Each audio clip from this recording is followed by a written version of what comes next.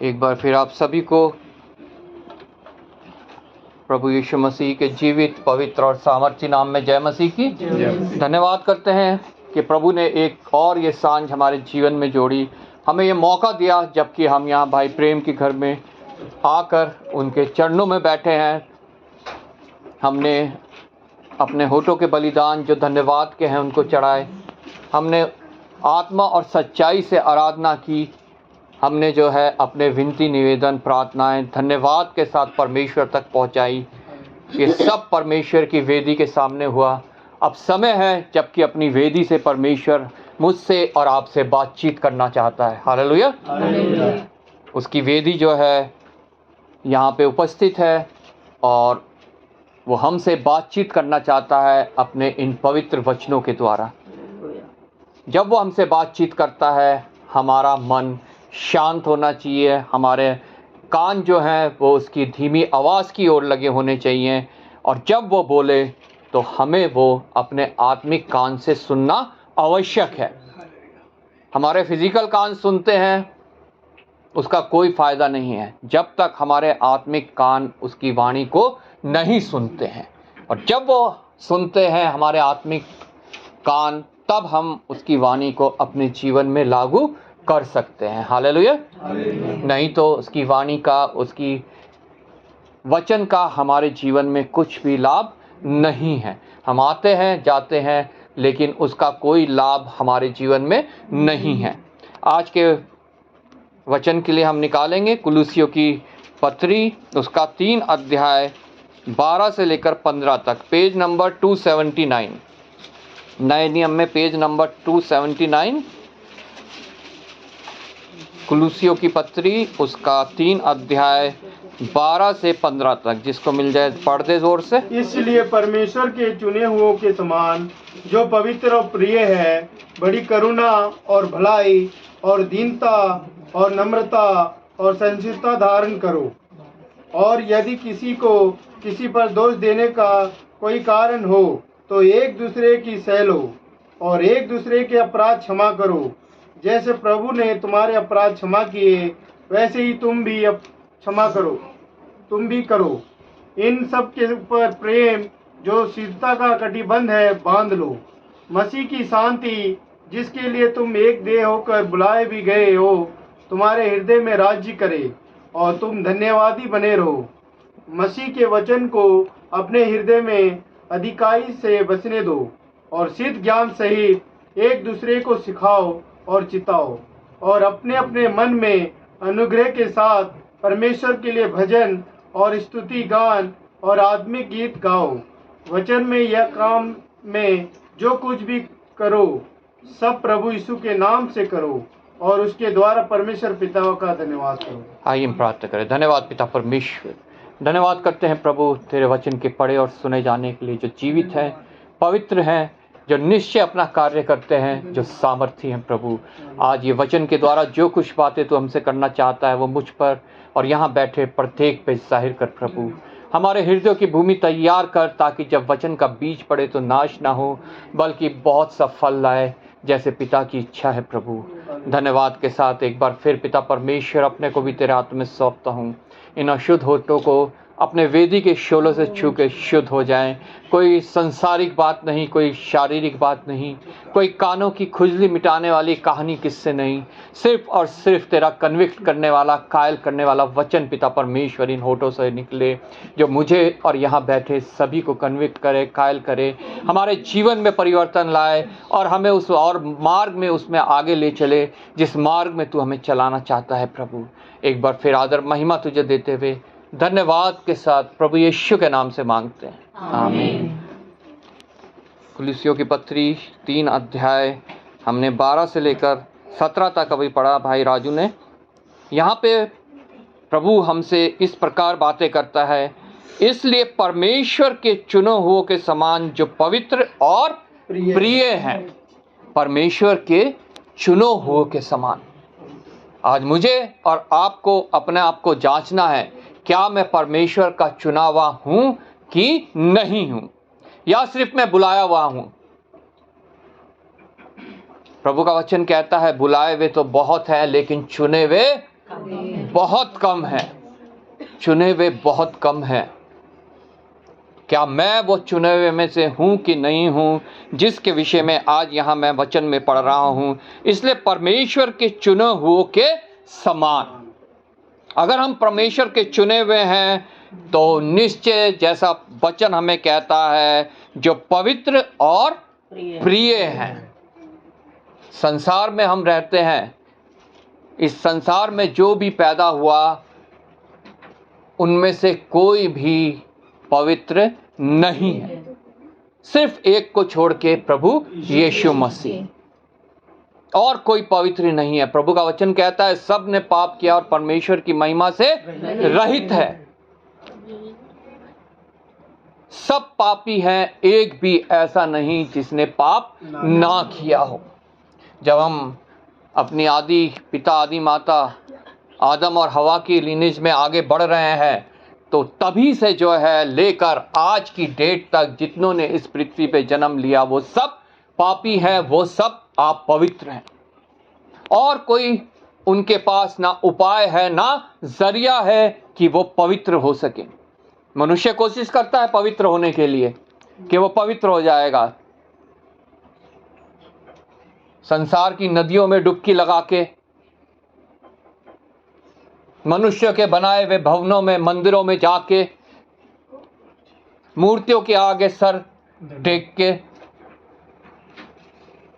जंगलों में जाके बाल मुंडवा के, सीढ़ियों में लुढ़क के, मंदिरों की उल्टा चल के, सीधा चल के, लेट के, लुढ़क के, बहुत तरीके मनुष्य अपनाता है कि इनसे हम पवित्र हो जाएंगे। लेकिन कोई भी उनमें से तरीका मनुष्य को पवित्र नहीं करता। सिर्फ और सिर्फ अगर मनुष्य पवित्र होता है तो वो उस विश्वास से होता है कि प्रभु यीशु मसीह के लहू के द्वारा जो है मैं पवित्र हूं। उसका बलिदान जो है वो मेरे लिए हुआ, वो मेरे लिए मारा गया, मेरे लिए गाड़ा गया, मेरे लिए तीसरे दिन जी उठा। और आज भी जो उसकी लहू की धारा बहती है वो विश्वास के द्वारा प्रत्येक मनुष्य को पवित्र करती है। अगर हम चुने हुए हैं तो निश्चय हम इस पे विश्वास करेंगे और हम पवित्र होंगे, परमेश्वर के चुने हुए के समान जो पवित्र हैं और प्रिय हैं। हालेलुया। किसके प्रिय? परमेश्वर के प्रिय। क्या मैं आज पवित्र और परमेश्वर का प्रिय हूं कि नहीं हूं? आज सांझ एक और हमें ये मौका मिला है कि हम अपने आप को जांचें, और नहीं अगर तो हमें उसके चुने हुए बनना है, हमें बुलाए हुए नहीं बनना है। हमारा विश्वास जो है वो उसके उस उपाय के ऊपर होना है जो उसने मेरे लिए और आपके और प्रत्येक मनुष्य जाति के उद्धार के लिए किया, छुटकारे के लिए किया। उसका बलिदान, उसका ज्ञान हमें इस वचनों के द्वारा मिलता है जो हम पढ़ते हैं, जो हम मनन करते हैं, जिनके द्वारा परमेश्वर मुझसे और आपसे बातचीत करता है। हालेलुया। इसलिए परमेश्वर के चुने हुए के समान जो पवित्र और प्रिय हैं, आगे लिखा है, बड़ी करुणा और भलाई और दीनता और नम्रता और सहनशीलता धारण करो। हालेलुया। अगर मैं परमेश्वर का चुना हुआ हूँ, पवित्र हूँ और परमेश्वर का प्रिय हूँ, तो मेरे अंदर ये खूबी होनी बहुत आवश्यक है। इनको धारण करना मेरे को बहुत आवश्यक है। वो क्या है? बड़ी करुणा। मतलब हमें एक दूसरे के ऊपर, मनुष्य जितने हैं उनके ऊपर हमें दया करनी है, उनको हमें बड़ी करुणा के साथ जो है उनसे व्यवहार करना है। और भलाई, बुराई के बदले भलाई हमें वचन नहीं सिखाता। हमें वचन सिखाता है तुम बुराई को भलाई से जीत लो। उसके चुने हुए हैं, पवित्र हैं, उसके प्रिय हैं, तो हम कभी भी बुराई के बदले बुराई नहीं करेंगे। वो गाली खा के गाली नहीं देता था। प्रभु यीशु मसीह के विषय में लिखा है, वो हमें ये सिखा के गया कि हमें गाली खा के गाली नहीं देनी है, बल्कि आशीष ही देनी है। हालेलुया। हमें जो है प्रभु सिखा के गया है, एक गाल पे कोई थप्पड़ मारे तो उसकी ओर दूसरा भी फेर लो। हमें बुराई के बदले बुराई नहीं करनी है। बड़ी करुणा और भलाई और दीनता और नम्रता और सहनशीलता धारण करो। ये सब गुण किसके हैं? प्रभु यीशु मसीह। ये सब गुण हैं प्रेम के, जो प्रभु यीशु मसीह मुझे और आपको सिखा के गया है। पहला कुरिन्थियों उसका 13 अध्याय में लिखा है, प्रेम एक उत्तम मार्ग। हालेलुया। जब उसको हम पढ़ते हैं 4th वर्ष से उसकी, तो वहां ये सारे गुण प्रेम के लिखे हुए हैं। शुरू में लिखा है कि अगर मैं प्रेम न रखूं तो मैं झंझनाती हुई झान और ठनठनाता हुआ पीतल हूं। और जो गुण है वो 4 से लिखे हुए हैं। कोई पढ़ दे जिसे मिल जाए, पहला कुरिन्थियों उसका 4 अध्याय। धीरजवंत है, धीरजवंत है और कृपालु है, प्रेम ढान नहीं करता, प्रेम अपनी बढ़ाई नहीं करता, और फूलता नहीं। आगे भी पढ़ दीजिए। वह अनरीति नहीं चलता, वह अपनी भलाई नहीं चाहता, झुंझुलाता नहीं, बुराई नहीं मानता, कुकर्म से आनंदित नहीं होता, परंतु सत्य से आनंदित होता है। हालेलुया। ये सब बातें जो गुण यहाँ लिखे हुए हैं ये प्रेम के हैं। इसलिए प्रभु यीशु मसीह हमें नई एक आज्ञा देके गया। पहली आज्ञा अपने परमेश्वर से, और दूसरी नई आज्ञा अपने पड़ोसी से अपने समान प्रेम रखो। हालेलुया। और जब हम ऐसा करेंगे तभी हम करुणामय होंगे, तभी हम भलाई करेंगे, बल्कि अपनी भलाई से खुश नहीं होंगे, दूसरों की भलाई से खुश होंगे। हम नम्र बनेंगे और हम सहनशील बनेंगे, क्योंकि ये गुण जो है प्रेम के हैं, ये गुण परमेश्वर के हैं। परमेश्वर का वचन कहता है गॉड इज लव, परमेश्वर प्रेम है। हालेलुया। और ये उसी प्रेम के गुण हैं जो आज वचन हमें यहाँ पे सिखा रहा है कि बड़ी करुणा और भलाई और दीनता और नम्रता और सहनशीलता धारण करो। आगे लिखा है, और यदि किसी को किसी पर दोष देने का कोई कारण है तो एक दूसरे की सह लो, सहनशील बनो।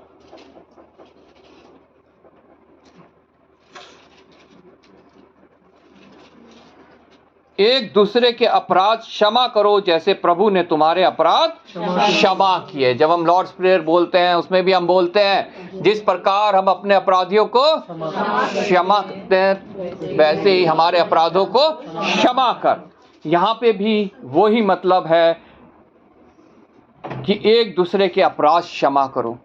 अगर हम एक दूसरे के अपराध क्षमा नहीं करेंगे और अपने अपराधों की क्षमा मांगेंगे तो कभी भी हम अपने अपराधों की क्षमा नहीं पाएंगे, क्योंकि प्रभु का वचन साफ साफ कहता है एक दूसरे के अपराध क्षमा करो जैसे प्रभु ने तुम्हारे अपराध क्षमा किए।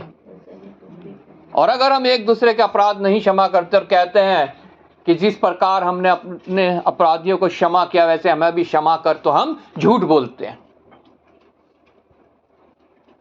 और प्रभु की क्षमा हमारे को नहीं मिलती है। हम उसी अपवित्रता में, उसी पाप में और उसी ही नरक के मार्ग में जो है वो फंसे रहते हैं, जहाँ शैतान चाहता है हम फंसे रहें। इसलिए हमें जो कोई भी हमारे से कुछ गलत करता है, हमें लगता है कि उसने ये अपराध किया है हमारे खिलाफ, तो हमें उसको तुरंत क्षमा करना है। तभी जो है हमारी प्रार्थना सुनी जाएगी, तभी जो है हम पवित्र होंगे तभी जो है हमारे अपराध क्षमा होंगे। वैसे ही तुम भी करो। इन सब के ऊपर प्रेम को, देखो फिर आ गया, इन सब के ऊपर प्रेम को जो सिद्धता का कटिबंध है बांध लो। हालेलुया। ये पवित्र वचन जो है, बाइबल जो है, ये एक प्रेम की एक लव स्टोरी है। हालेलुया। एक प्रेम की महागाथा है, जो प्रेम, जो प्यार, जो लव के ऊपर आधारित है। हालेलुया। परमेश्वर का प्रेम मनुष्यों से, और वो ऐसा प्रेम कि उसने अपना इकलौता पुत्र जो है वो मेरे लिए, वो आपके लिए दे दिया। हम अगर किसी से प्रेम रखते हैं तो हम उससे कैसा प्रेम रखते हैं, हमें ये जांचना है। जैसा परमेश्वर ने मुझसे रखा, या वो स्वार्थी प्रेम जो शैतान मुझसे रखता है। हालेलुया। अगर हम स्वार्थ रखते हुए किसी को प्रेम दिखाते हैं तो वो प्रेम किसी काम का नहीं है। वो ना हमारे जीवन में लाभ का है, ना दूसरों के जीवन में लाभ का है। लेकिन अगर हम उस प्रेम के कटिबंध को, जिसके विषय में 1 कुरिन्थियों 13 में लिखा है कि अब विश्वास, आशा और प्रेम ये तीनों स्थायी हैं, पर इनमें सबसे बड़ा प्रेम है। वही बात यहाँ पे आ गई कि प्रेम इन सब के ऊपर, मतलब विश्वास, आशा और प्रेम, इन सब के ऊपर है प्रेम। इन सब के ऊपर प्रेम को, जो सिद्धता का कटिबंध है, बांध लो। अगर प्रेम नहीं है तो हमारे अंदर विश्वास भी नहीं है। अगर प्रेम नहीं है तो हमारे अंदर आशा भी नहीं है। लेकिन अगर उस प्रेम को हम अपने हृदय में धारण करते हैं तो हम विश्वास भी करते हैं, और हमारी जीवित आशा भी है कि प्रभु यीशु मसीह आएगा और मुझे और आपको लेके जाएगा। हालेलुया। इसलिए उस प्रेम के कटिबंध को बांध लो। आगे लिखा है, मसीह की शांति जिसके लिए तुम एक देह होकर बुलाए भी गए हो, तुम्हारे हृदय में राज्य करे। प्रभु का वचन यूहन्ना 14:27 में कहता है, मैं तुम्हें अपनी शांति दिए जाता हूँ। हालेलुया। किसी को मिल जाए अगर यूहन्ना 14:27 तो जल्दी से पढ़ दे। मैं तुम्हें शांति दिए जाता हूँ, अपनी शांति तुम्हें देता हूँ। जैसे संसार देता है मैं तुम्हें नहीं देता। तुम्हारा मन व्याकुल ना हो और ना डरे। हालेलुया। तुम्हारा मन व्याकुल ना हो और ना डरे, क्योंकि मैं तुम्हें वो शांति नहीं देता जो संसार देता है, जो झूठी है, जो दिखावटी है, जो चंद पल की है। मैं तुम्हें अपनी शांति दिए जाता हूं। हालेलुया। वो शांति जो कभी तुमसे कोई छीन नहीं सकता। संसारिक शांति हमारी छिन जाती है, किसी भी वो कोई भी वजह हो सकती है उसकी, प्राकृतिक आपदाएं हो सकती है, कलेश हो सकता है, धन संपत्ति में नुकसान हो सकता है, नौकरी जाती है, कोई घर में प्रिय की जो है डेथ हो जाती है, कुछ भी चीज़ से जो है वो शांति हमारी छिन जाती है। लेकिन जो प्रभु यीशु मसीह मुझे और आपको शांति देके गया है, इनमें से कोई भी चीज़ उस शांति को नहीं छीन सकती। हालेलुया। आज जांचिए अपने आप को, मैं भी जांचता हूं, आप लोग भी जांचिए, क्या मेरी शांति संसारिक है जो किसी भी बात से छिन जाती है, या मेरी शांति वो शांति है जो प्रभु यीशु मसीह मुझे देके गया है। हालेलुया। आज मेरे पास भी मौका है, आपके पास भी मौका है इस सांझ की बेला में इस बात को जांचने के लिए। प्रभु का वचन कहता है, मसीह की शांति जिसके लिए तुम एक देह होकर बुलाए भी गए हो। हम बुलाए क्यों गए हैं? क्या हम अशांत रहने के लिए बुलाए गए हैं? हम गाना गाते हैं, यीशु तुम्हें जीवन में शांति देता है, लेकिन फिर भी हम अशांत रहते हैं। क्या उसकी शांति व्यर्थ की है? अगर हम अशांत रहते हैं, निश्चय वो मेरे जीवन में, आपके जीवन में वो व्यर्थ है। उसका कुछ लाभ मुझे नहीं, उसका कुछ लाभ आपको नहीं है। किसी परिस्थिति से, किसी नुकसान से, किसी डर भय चिंता से हमारी अगर शांति छिनती है तो हम परमेश्वर की जो प्रभु यीशु मसीह शांति देके गया उसको व्यर्थ ठहराते हैं। हालेलुया। हम इसीलिए बुलाए गए हैं एक देह होकर। एक देह मतलब जो कलीसिया है वो परमेश्वर सब मिल के जो है एक देह बनाते हैं जो प्रभु यीशु मसीह की दुल्हन है। हालेलुया। और उसकी दुल्हन के अंदर वो शांति होनी बहुत आवश्यक है जो वो हमें दे के गया है। Praise Lord. मसीह की शांति जिसके लिए तुम एक देह होकर बुलाए भी गए हो तुम्हें तुम्हारे हृदय में राज्य करे और तुम धन्यवादी बने रहो। हालेलुया। अगर वो शांति हमारे हृदय में है तो परिस्थिति हमारी चाहे कुछ भी हो हमारे मुंह से हमेशा धन्यवाद ही निकलेगा। आमीन। कभी भी हम कुड़कुड़ाएंगे नहीं, हम बुड़बुड़ाएंगे नहीं, हम अपनी शांति को कभी भी खोएंगे नहीं, क्योंकि हमने उस प्रेम के कटिबंध को बांध रखा है और हमारे अंदर वो शांति है जो प्रभु यीशु मसीह हमें दे के गया है। आमीन। मसीह के वचन को अपने हृदय में अधिकाई से बसने दो। क्या मसीह का वचन जो इस पवित्र बाइबल में पाया जाता है मेरे अंदर आपके हृदय के अंदर बसा हुआ है कि नहीं बचा हुआ है? प्रभु का वचन तो कहता है अधिकाई से बसने दो। जांचिए, क्या अधिकाई से कुछ और तो नहीं हमारे हृदय में बसा हुआ? हमारी धन दौलत, हमारे प्रिय, हमारी नौकरी, हमारी डिग्री, हमारा अहम, हमारा गरूर, हमारा घमंड, कहीं कुछ और तो अधिकाई से हमारे हृदयों में नहीं बसा हुआ। अगर हम चाहते हैं कि परमेश्वर के चुने हुए पवित्र और उसके प्रिय बने तो उसके वचन को अपने हृदय में अधिकाई से बसने दो। जो कुछ तुम्हारे अंदर जाता है वो तुम्हें अपवित्र नहीं करता, प्रभु का वचन कहता है, लेकिन जो कुछ तुम्हारे अंदर से निकलता है वो तुम्हें अपवित्र करता है। हमारे अंदर जो है हमारे अंदर से वो ही निकल सकता है। अगर प्रभु का वचन अधिकाई से हमारे अंदर भरा हुआ है तो प्रभु का वचन ही हमारे मुंह से निकलेगा, हमारे अंदर से निकलेगा, हमारे चाल चलन में, हमारे उठने बैठने में, हमारे बोलने में, हमारे सुनने में, हमारी हर एक बात में जो है प्रभु का वचन हमारे अंदर से निकलेगा। हालेलुया। इसलिए प्रभु का वचन अपने हृदय में अधिकाई से बसने दो और सिद्ध ज्ञान सहित, कोई झूठा ज्ञान नहीं, कोई भरमाने वाला ज्ञान नहीं, कोई धोखा देने वाला ज्ञान नहीं, जैसा आज बहुत से प्रचारक कर रहे हैं, जैसे आज बहुत से अपोस्टल अपने आप को कहते हैं वो कर रहे हैं, वो सिद्ध ज्ञान नहीं है।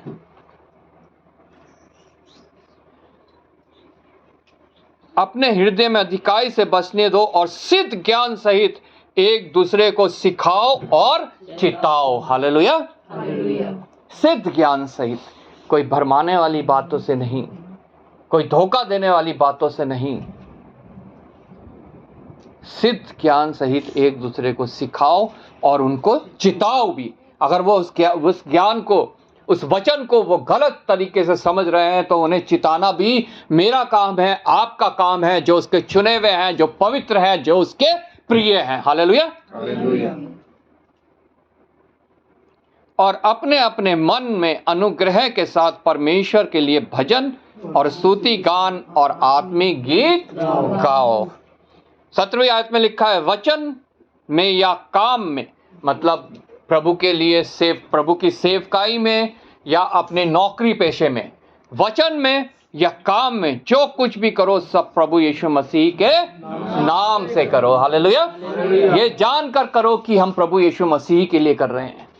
अपने लिए नहीं कर रहे, किसी और के लिए नहीं कर रहे, किसी मिशन के लिए नहीं कर रहे हैं, वो हम प्रभु यीशु मसीह के लिए कर रहे हैं। हालेलुया।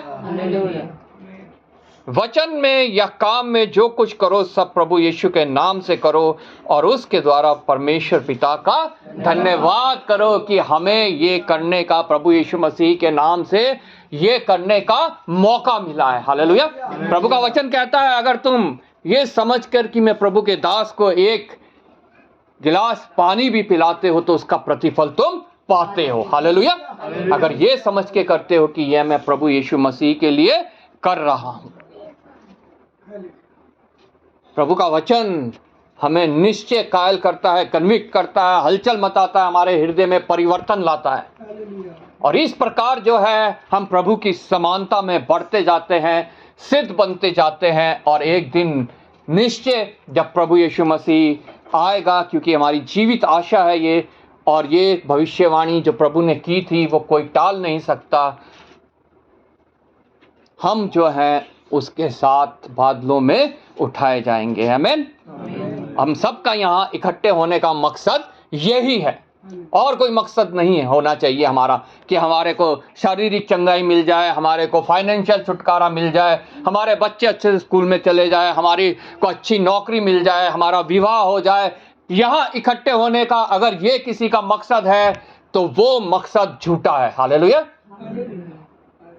क्योंकि हमारा सिर्फ एक मकसद है, मसीह जीवन का सिर्फ एक मकसद है कि हम उस दिन की तैयारी करें कि प्रभु यीशु मसीह का जब दोबारा महिमा में आगमन होगा। हालेलुया।